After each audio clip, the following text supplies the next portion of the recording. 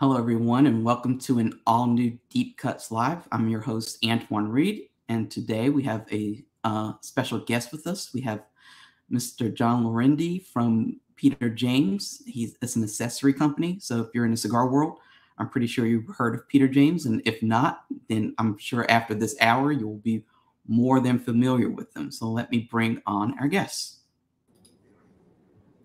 John, how are you? Doing well. How are you? I'm doing well. Did I pronounce your last name right? I know people You butcher did. my first name all the time, and I've gotten to the point where I don't even correct them, but I try to get everybody's name correct. So I was like, I hope this is the right pronunciation. Yeah, you did. I mean, it's a tricky one. Can be a tricky one, but the English variation of it is pretty simple. You got it. If you want to hit the European side, you got to really accentuate the R. That's Laurendi. Yeah, Oh yeah, I'm not even gonna try that one. So no, but the right. Americanized version of it is great. But thank you for coming on today. Thanks for having me.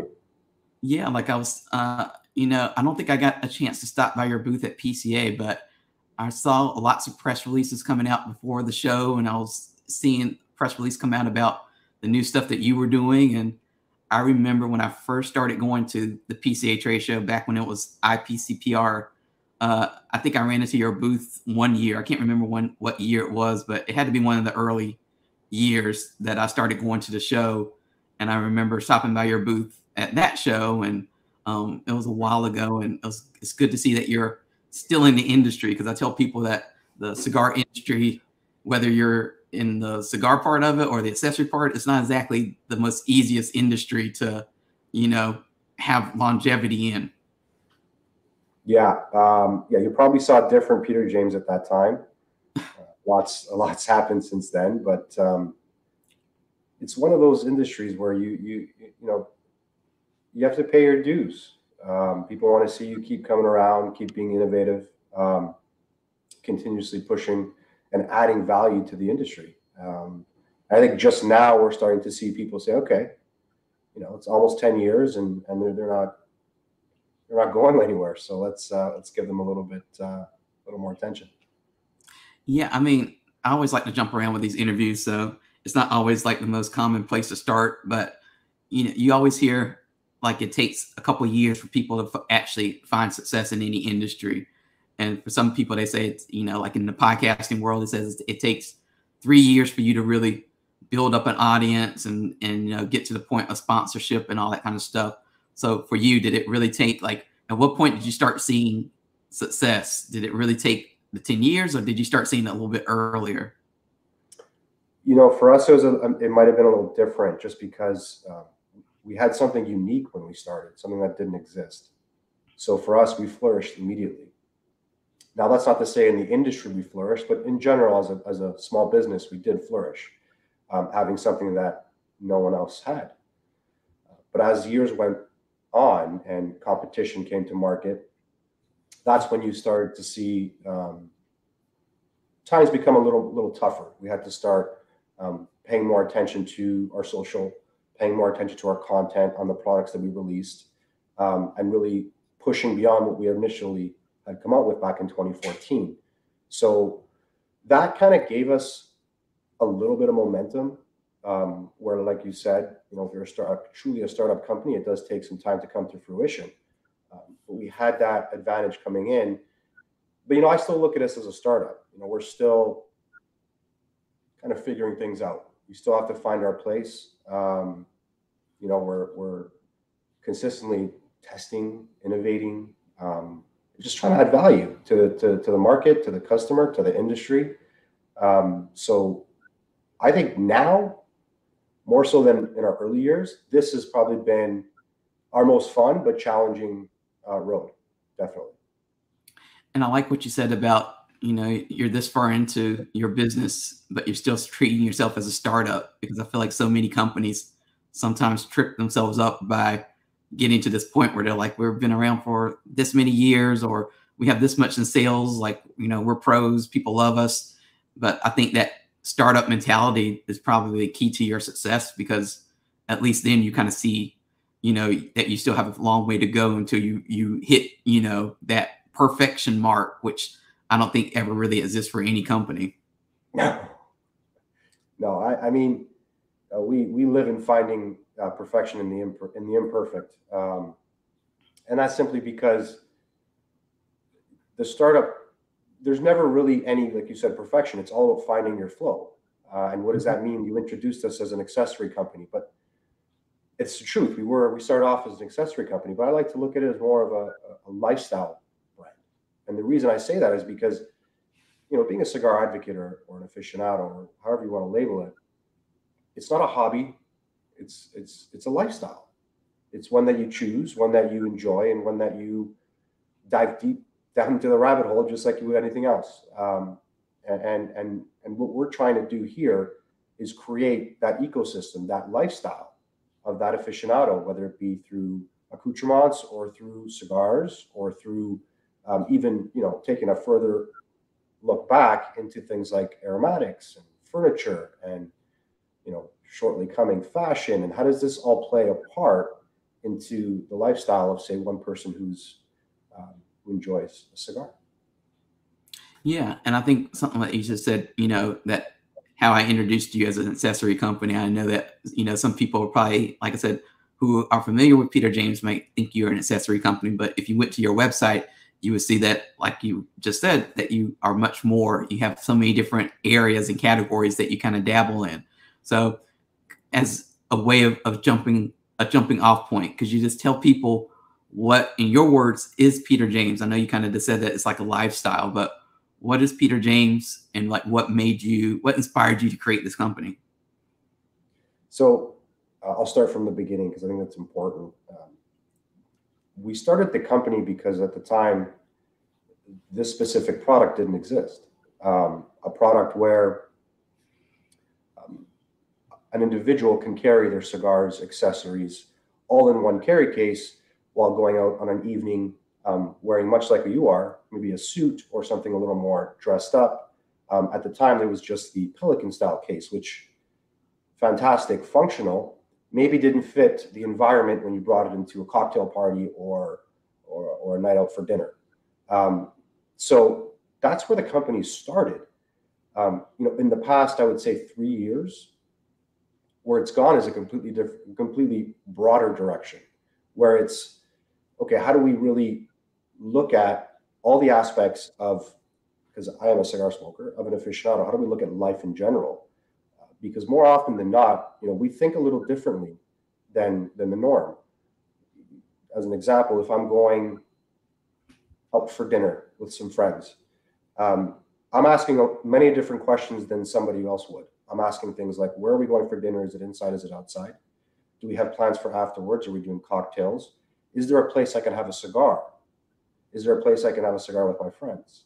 If not, can we pivot? Can we make some suggestions on somewhere else we can go with it? Like, these are the conversations that normal cigar smokers have. Mm-hmm.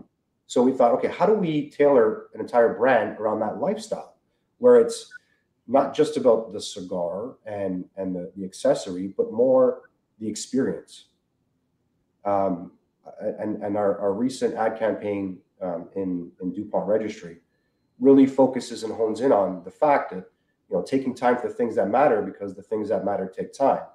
And with a culture and a society today that's just, I would say, distracted and focused on fast, quick activations and what can I do quickly, seldomly do we take time to really explore experience and really focus in and hone in on that. And that drips all the way down to your morning routine, and the coffee that we have. But it's not just about pressing a button and making the coffee, because that's great, and it may be great for some people. But for those who enjoy coffee, how do we create a better experience for them? And then we take that all the way into aromatics. When you walk into your home or when you wake up in the morning, creating that sense, that memory of invoking a specific feeling through aromatics, all the way through to maybe a midday cigar break. It's just how does Peter James create that lifestyle? And it's not just about products either. And many people think it's just product based, but it's not. We do things from products to events to content management. So we're a wide breadth of services and as a company. And I think there's so much to unload even from that intro. You know, you're talking about distractions, and I don't know if you've ever read the book Leaders Eat Last, but you know, he talks about the world that we live in and how many distractions there are.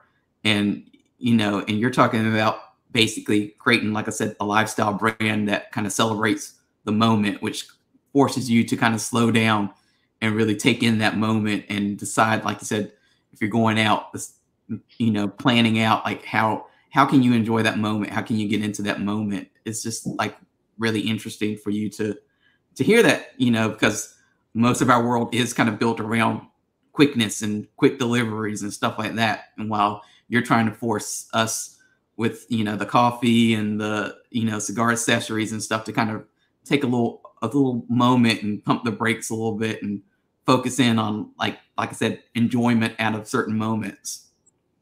Yeah, you nailed it. You said it a lot more eloquently than I did. No, I mean, it's like I said, I'm always curious because, you know, so many people, when they want to start a brand or a company, I always ask them, why did they want to start that brand or company? And, you know, if you hear if they say they started because they saw opportunity and, you know, they saw as a big money maker or a chance, it's like they have like limited success, it seems like. And then the opposite end of that is, like you said, you know, maybe it's something that they enjoyed and they're getting into it as a passion, and they know that it's going to take a little bit more time to like get to that profitable point, but whether they hit that point or not is usually okay to them either way. Like they still want to enjoy that moment. So, you know, I'm sure that were there times when you early on when you launched this company where you were just like, is this really a good idea or not? Like, did you ever have any doubts, or were you the type that just wanted to charge forward either way? It's a great question. The doubts still are ongoing, but that never makes me waver in how I feel. Mm-hmm. I think that the turning point to this brand, this company, was back in 2020. So I am the Peter in Peter James. My middle name is Peter. And my old business partner, the other founder, his middle name was James. So in 2020, when he decided he wanted to leave the brand and focus on his family business, that was the hardest decision that I had to make, because it was either we sell or I purchase his shares and I really dive deep into this world. And I made that decision fairly quickly, but you know, with any decision comes contemplation, and you weigh the pros and the cons. But there's a lot more to this. Peter James, when we started, with a hobby business. I mean, you know, we had an accessory. This accessory was made initially for just a small group of individuals who had a common problem. So we were just creating a solution. Hey, hold on just 1 second. There's somebody for some reason like knocking on the door. Yeah. Yeah, hold on just 1 second.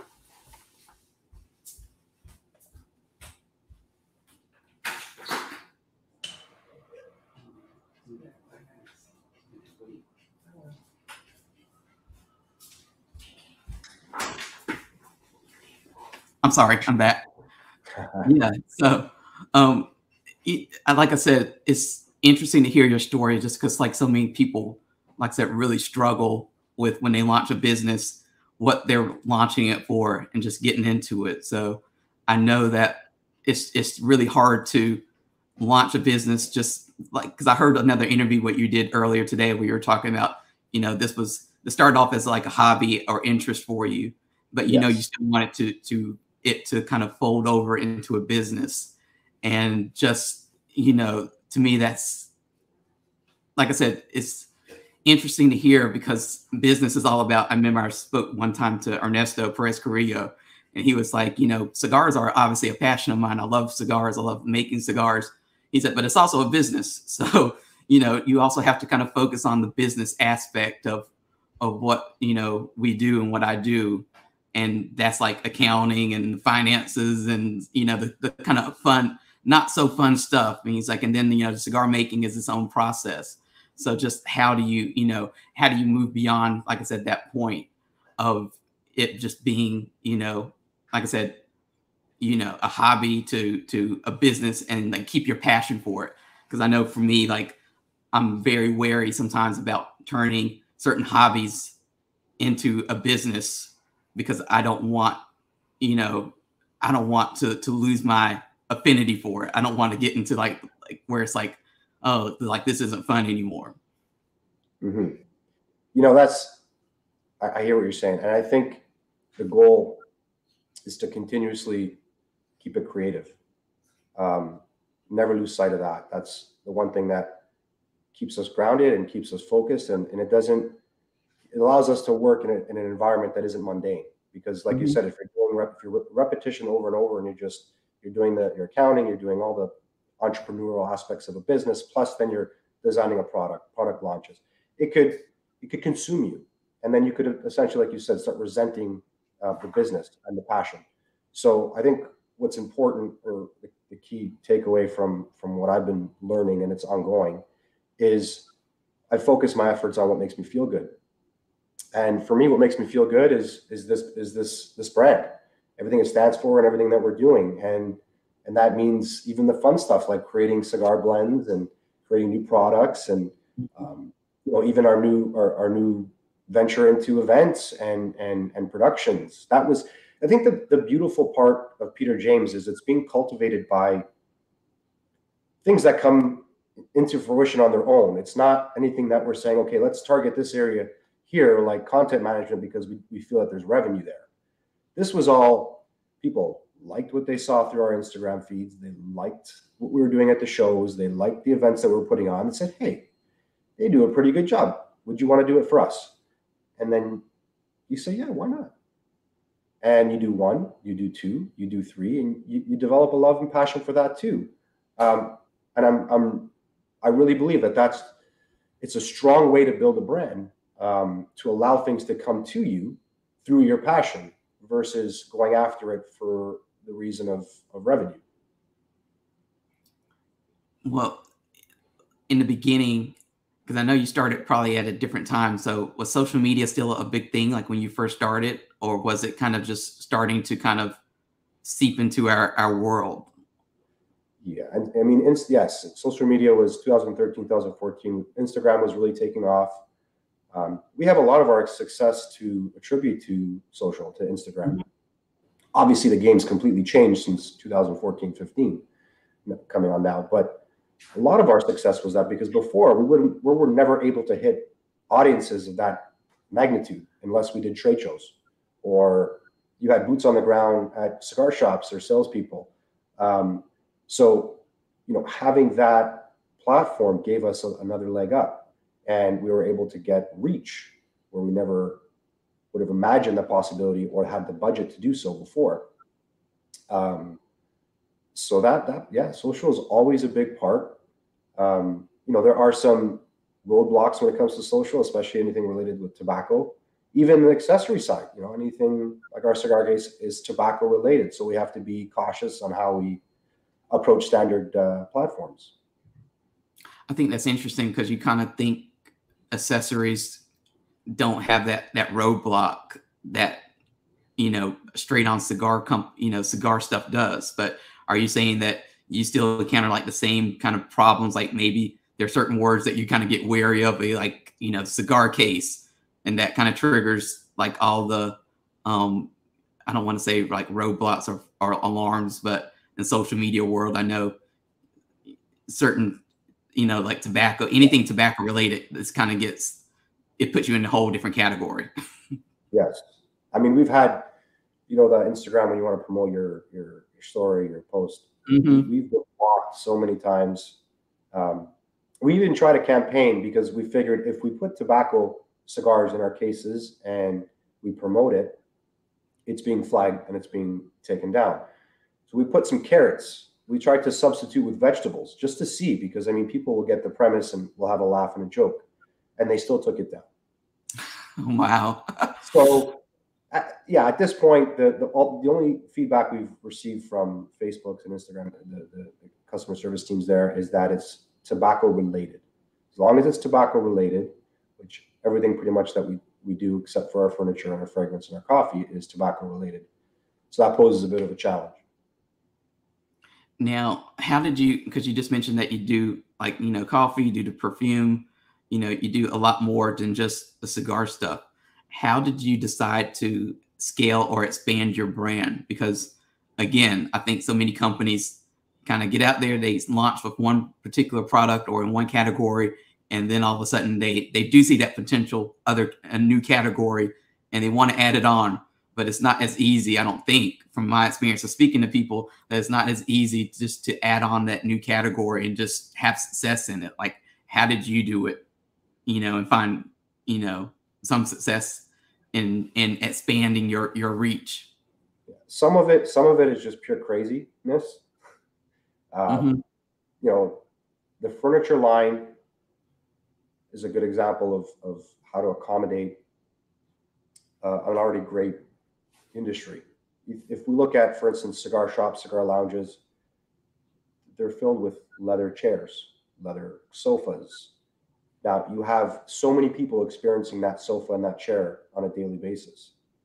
It would make sense for an owner, shop owner, to have the ability to not only provide a seat or a chair for their guest or their member, but also the ability for that member to purchase it from them if they like it, right? Because you have a free showroom and you have people demoing your product every day.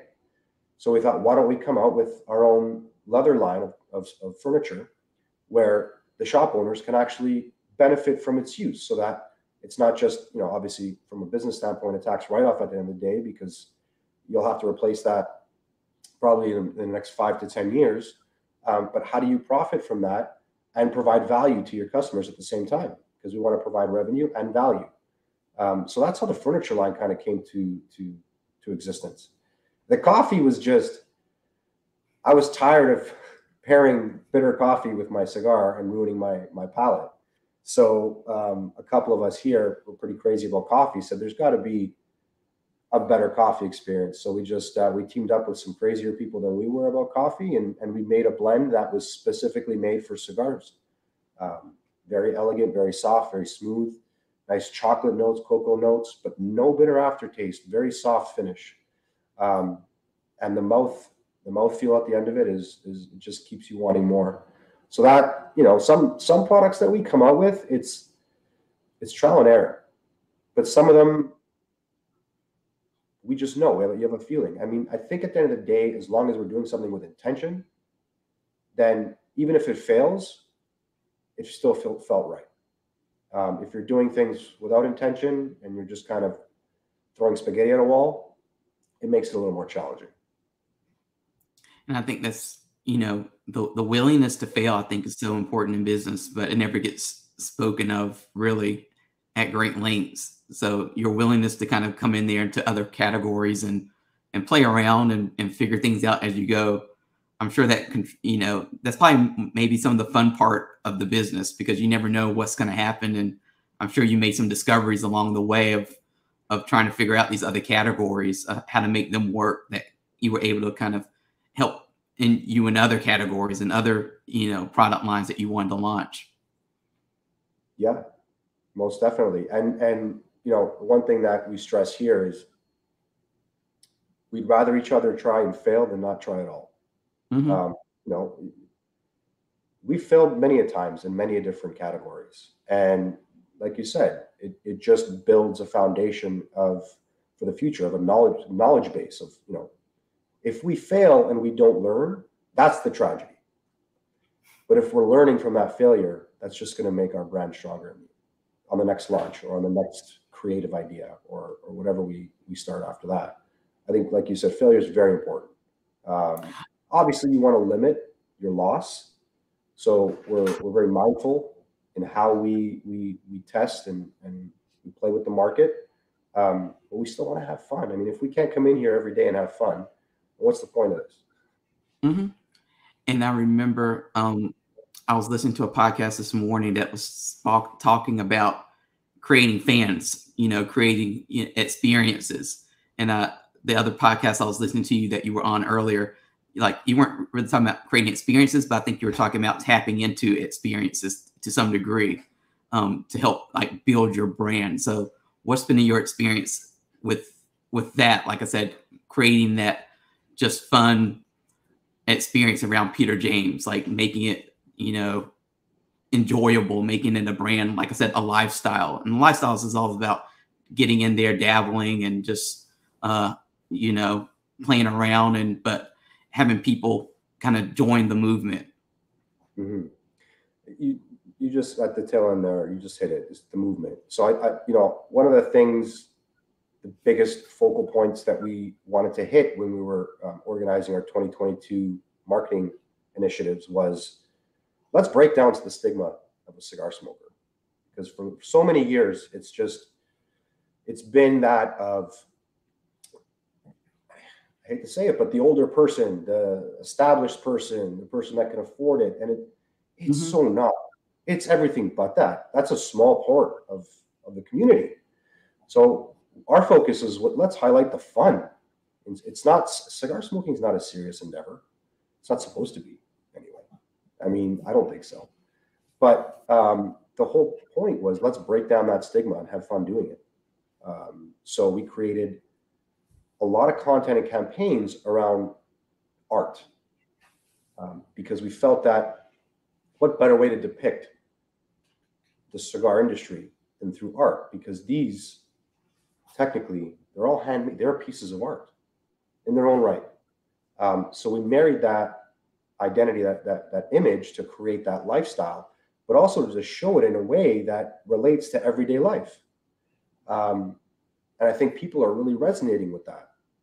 And sometimes we take it back to a few genres ago. I'll say it that way, and we replace what would have been, say, a cigarette with a cigar, or a joint with a cigar, and we rework that fantasy, and it just looks fun and feels fun, and it brings a vibrance to the act, and that's our biggest initiative this year, is how do we change not the world, but the perspective of Mm-hmm. being a cigar advocate or aficionado.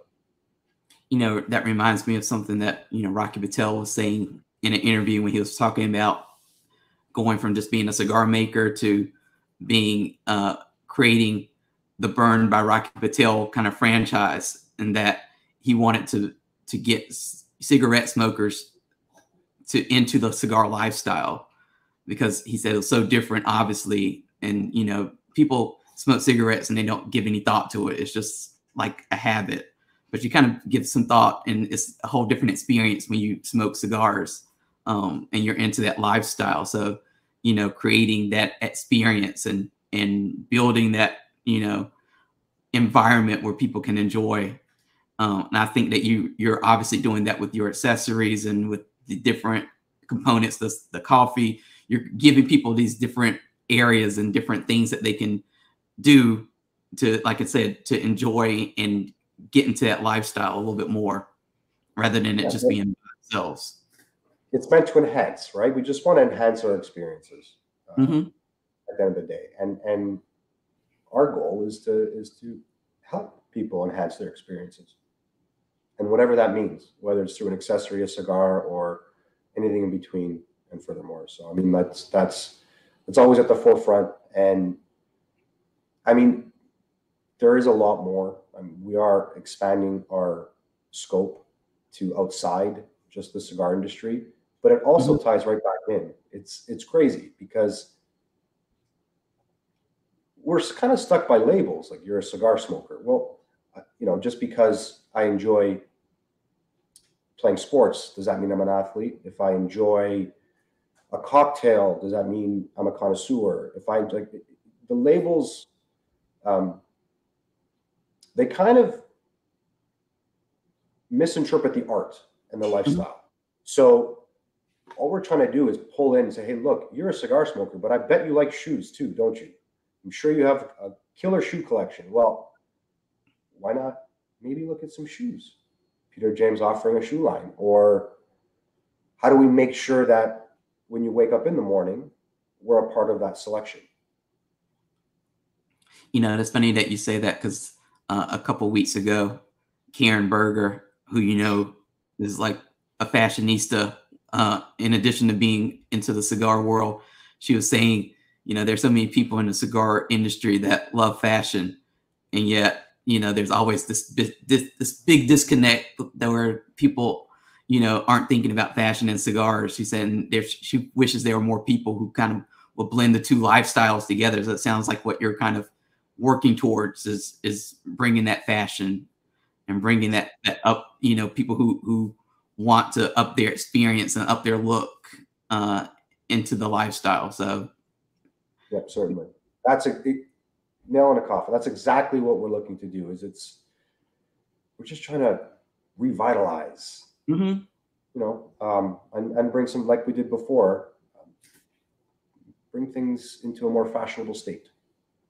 Yeah, because you know, cigars are so traditional, and I've been telling people, as I look back in my 10 years, you know, going on 11 of, you know, working on the media side of the cigar industry, that when I first came on into the industry, it was the perceptions and stereotypes were like, you know, this was a lifestyle, you know, for older people who were like affluent, who, you know, it was just like very streamlined. Like there's like one type of person who likes cigars.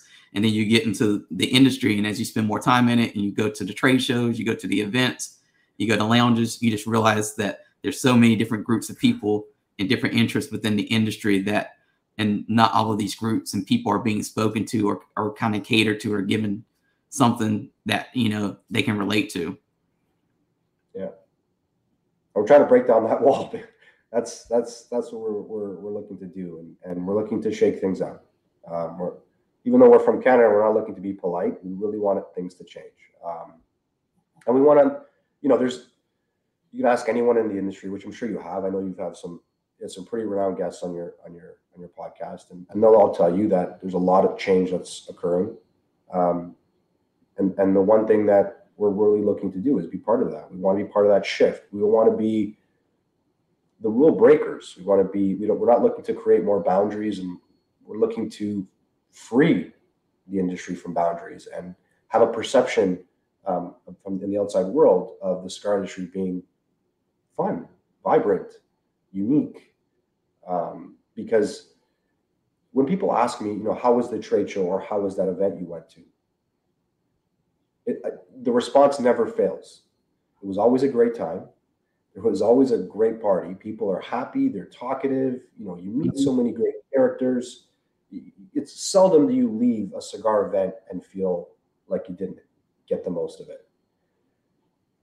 How do we bring that to the rest of the world? How do we bring that energy to the rest of the world?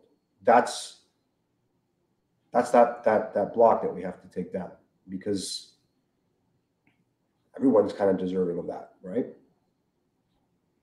Now, recently, like I said, you've added on different parts of your business over the years, and recently you added on the cigar component, which, you know, to me, when I saw the press release come out and I thought about it, I was like, oh, they haven't had their own cigar brand. It seems like, you know, for some reason, it seems like you would have had that like ages ago. So what made you kind of launch your own kind of branded cigar brand, and what was that experience like? Because I'm sure that was, then you were on a completely different part of the industry, becoming, you know, not just making these different categories that kind of support cigars, but here you are now making, or, you know, or becoming a manufacturer of cigars that people can enjoy, along with these other areas as well, and other products that you've released. Yeah, I mean, it felt right. It felt like it was the next logical step. We've been in manufacturing. I've been in manufacturing for a long time, since I was a toddler. I worked, not worked, but my dad was in manufacturing, so it's not child labor. But you know, you're in the factory a lot. You're talking to the guys. They make you do stuff. So technically, yeah, I did a little bit of work. But I've always been around manufacturing, so I have a lot of experience there. I never dabbled in the cigars because, I was just such a fan. There's so many brands I was just a huge fan of, and I was just admiring their work and smoking everything that they made. But I often got asked the question, what's your favorite cigar? Yeah, very, very, very tough question to answer because it depends on the day, depends on what I'm eating. It's just, there's no like one go-to for me. So I said, well, why don't I create one, or why don't we create one? I feel like that would felt right for the ecosystem and the lifestyle we're creating in here. So we took that on, and we took that on, unfortunately, at a very difficult time. But somehow it worked. We made it work remotely. We launched in June, and the reception has been fantastic. We're craft producer. I just want to highlight that. But we enjoy the blending process. The challenge, I think, for us was, I know the cigars. I know leaf. I'm very well versed with that part. It was the actual manufacturing process where I had to become acclimated with and really dive deeper into, because for me, that's my area of focus. So I like to understand process. I like to question it. I like to test it. So not being able to be at the facility was a bit challenging to start, but I was working with some great people who were, very communicative through the whole process.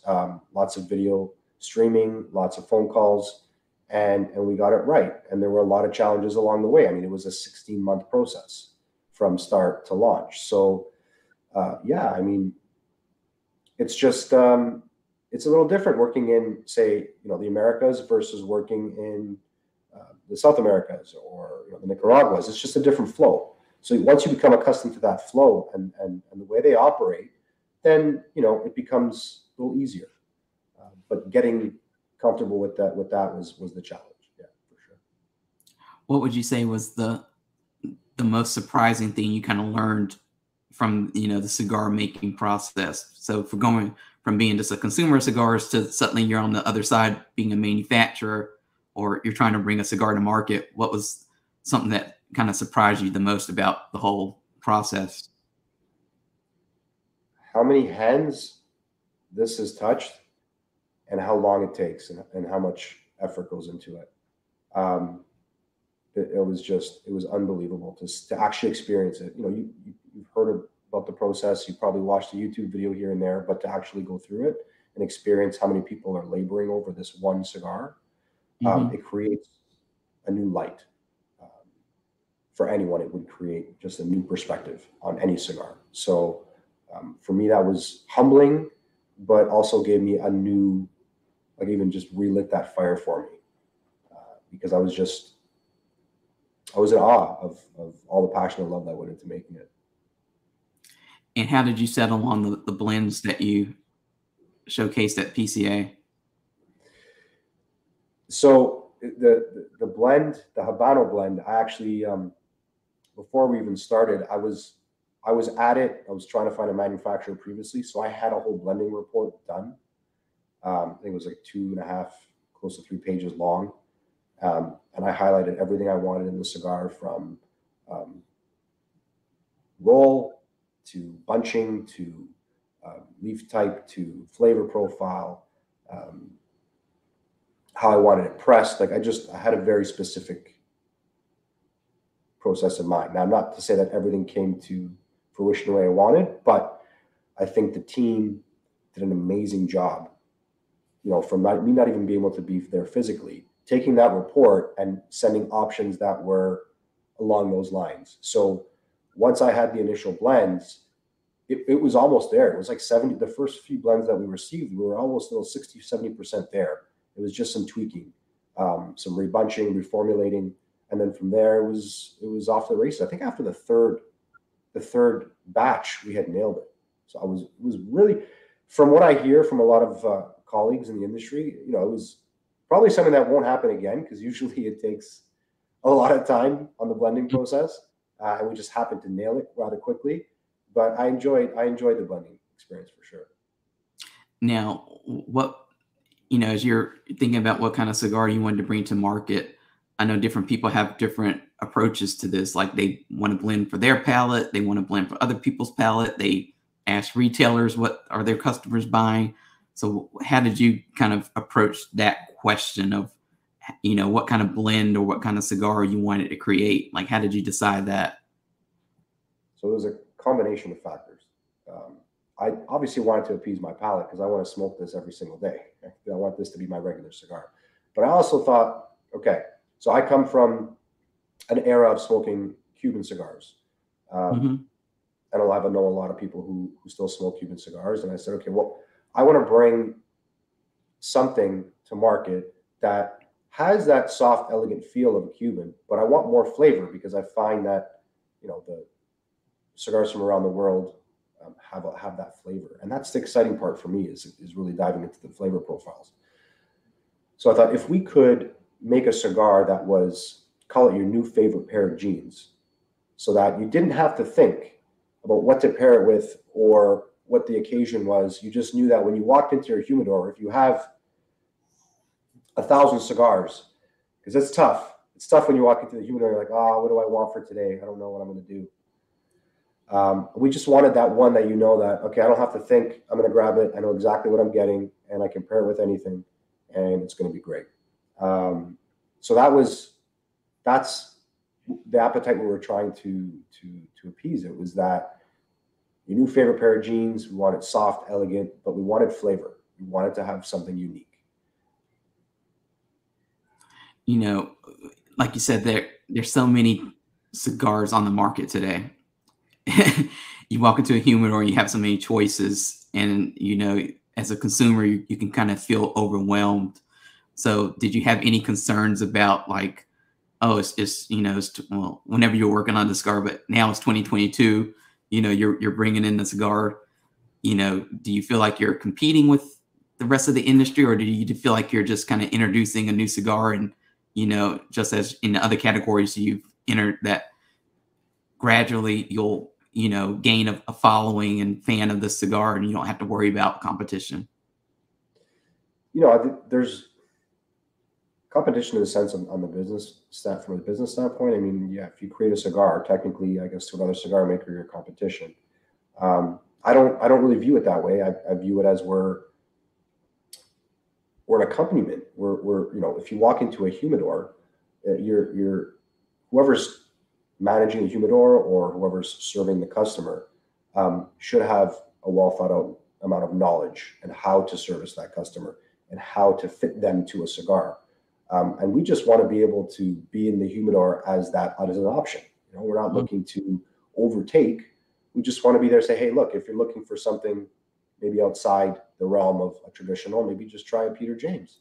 So just having the ability to have that to be accompanied by some of the greater brands is incredible. But our goal is it's always consumer focused. It's always experience focused.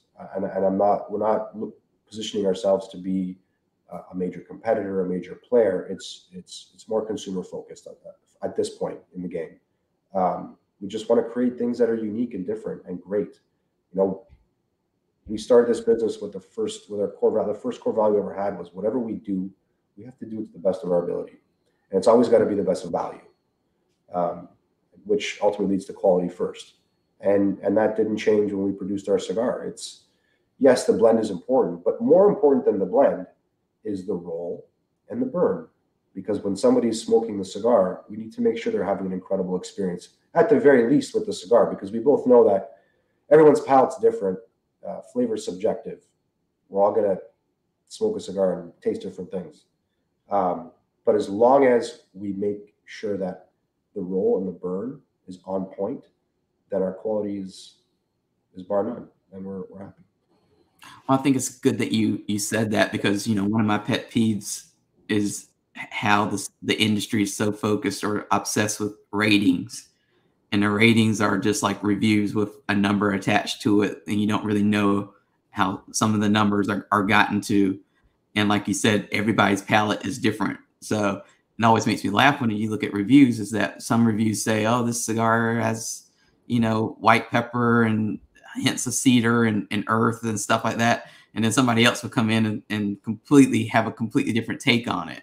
And it's just like, is there anybody who's actually right, or is there anybody who's wrong, or is it just everybody's right? It's just based on your palate. So I think your focus on something, like you said, two things that you can control is really, like you said, the roll and the burn.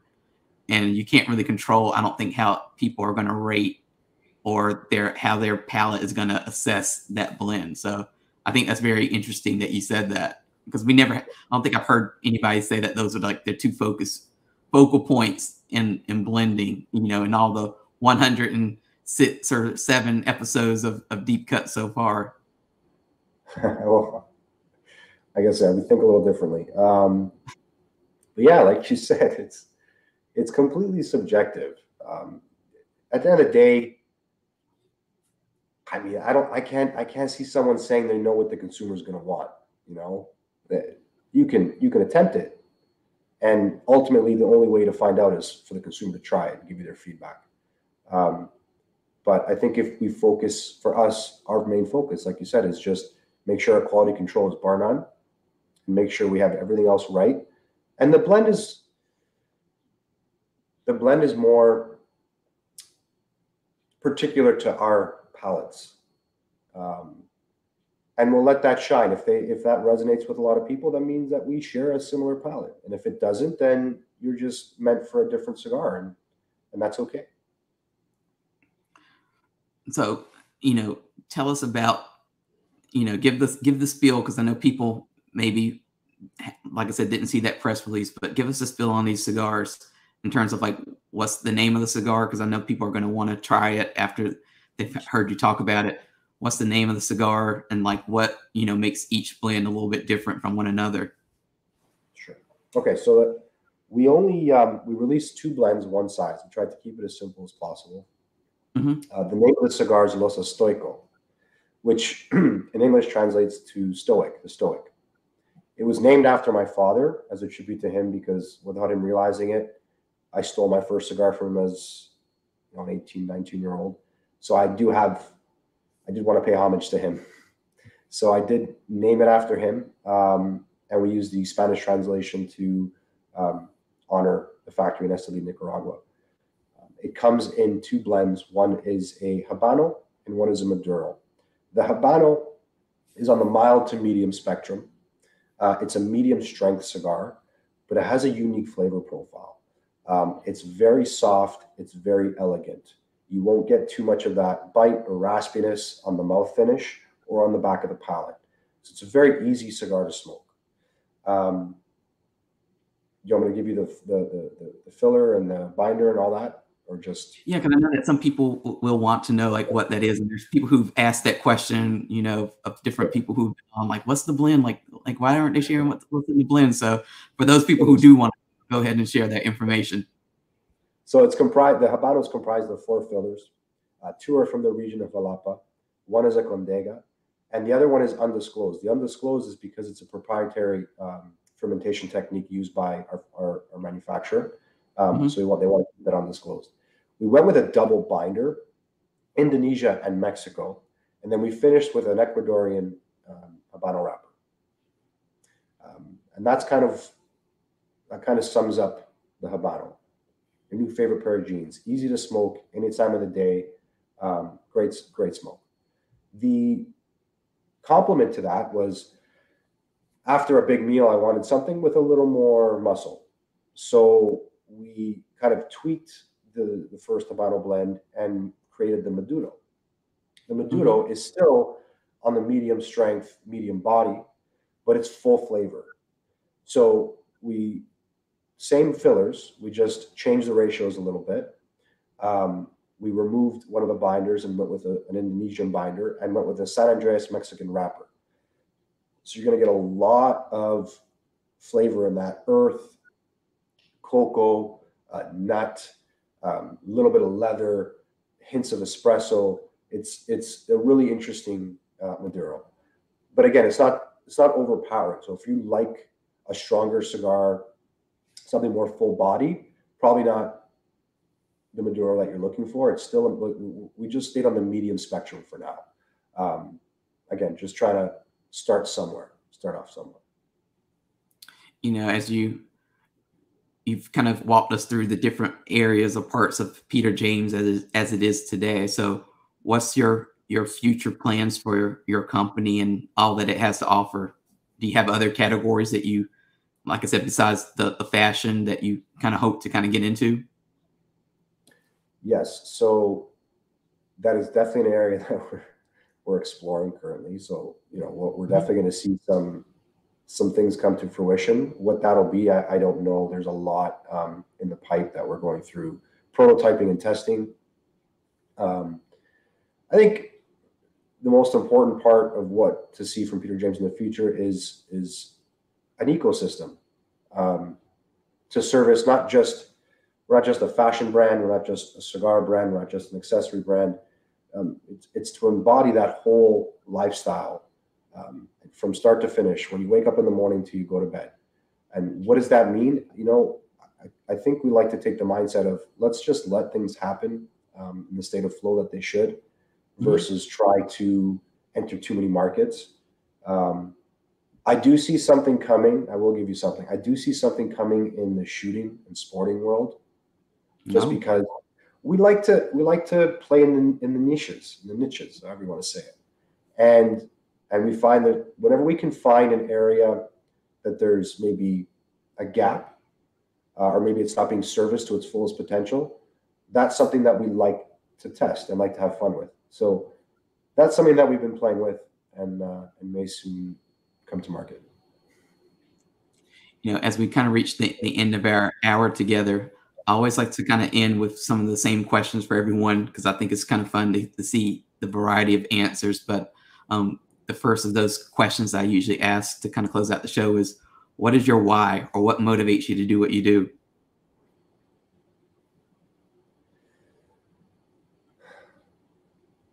Because I can live every day of my life the way I want. I just want to be happy, and this makes me happy. So that's why I do it. Another question I like to ask is, you know, people know that obviously you have experience launching businesses and getting into these different categories, and they say that they have an idea for a business or a product or something entrepreneurial of their own, and they have no idea how to get started. What's your advice for those people wanting to launch their own business or be an entrepreneur and getting started if they don't have any idea of, you know, how to get out there? I would say I'd revert back to the comment. I'd rather see people try and fail than never try at all. So, I mean, never look at a situation like you can't enter it because you've never been there before. The fact that you've never been there before just means it's uncomfortable. Once you're in it and you're comfortable, then you have to push that boundary again once you reach another level of entrepreneurship. So it's just about breaking down that idea of being uncomfortable and finding comfort there.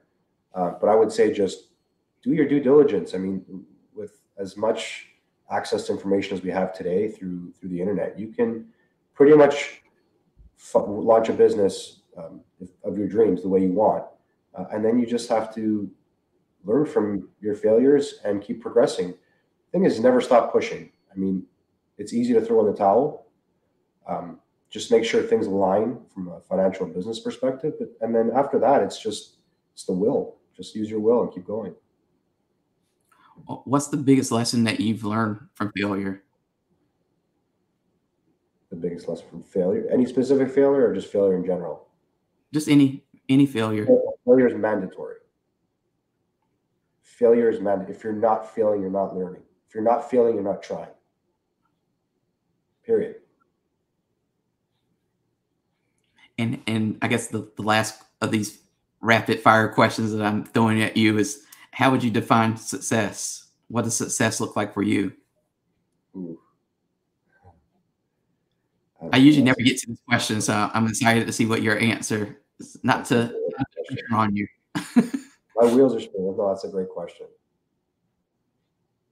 I just want, okay, if I had to measure success, I just want my boys to grow up looking at me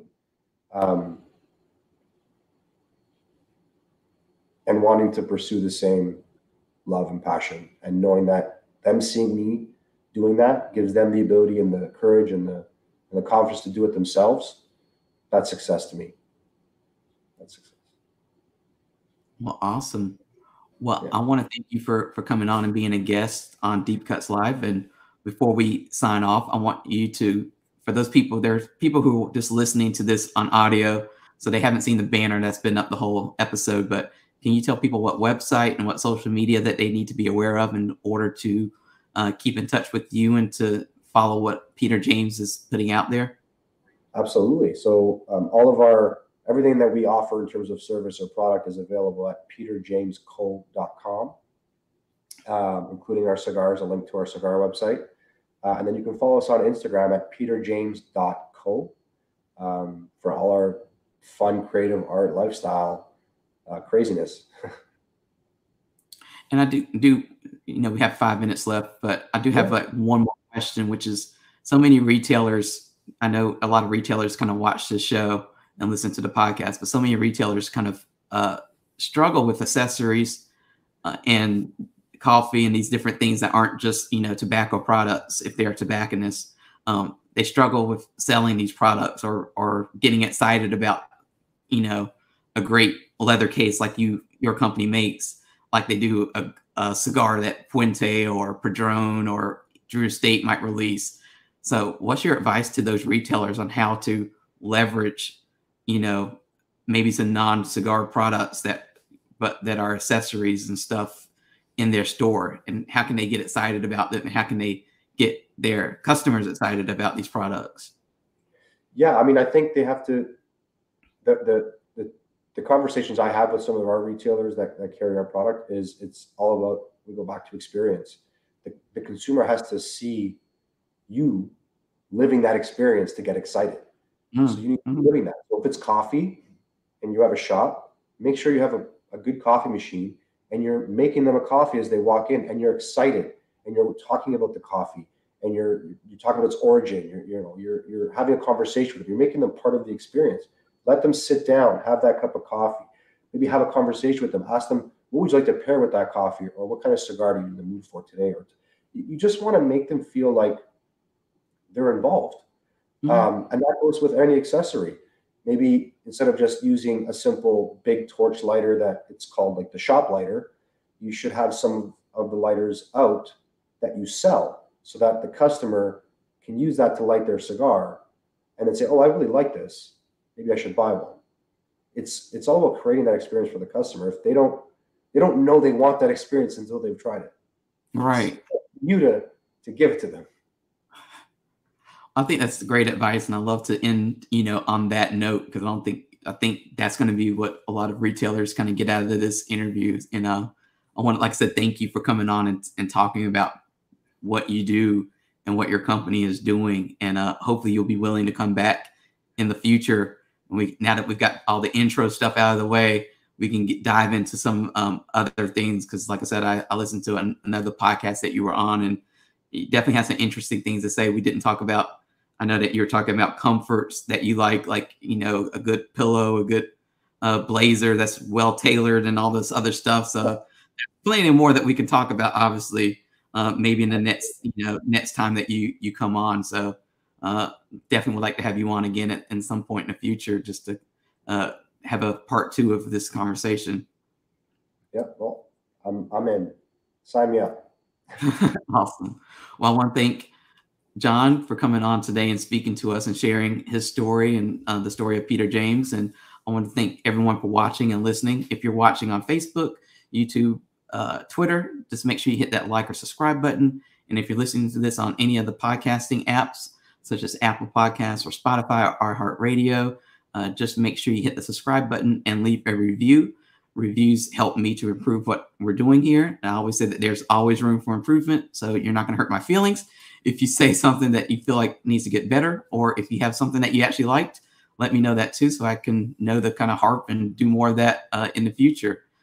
We have shows kind of every week and during this month. So we have another show actually later on this week with some retailers. So you're going to hear a completely different story from some retailers that I know of, and they're going to share their story of why they got into retail and kind of some of the trends and their interest and why they launched their own cigar stores. So I want to thank everyone for coming on. And if you missed any of this episode or the other 106 episodes, you can catch them all on deepcutslive.com. And we're also on YouTube, all the episodes. So this episode will be up probably tomorrow morning. And we'll just, like I said, there's plenty to catch up on. You have 106 hours and 107 with this one to go back and watch. So plenty of stuff to get caught up on. Thank you so much for watching. And until next time.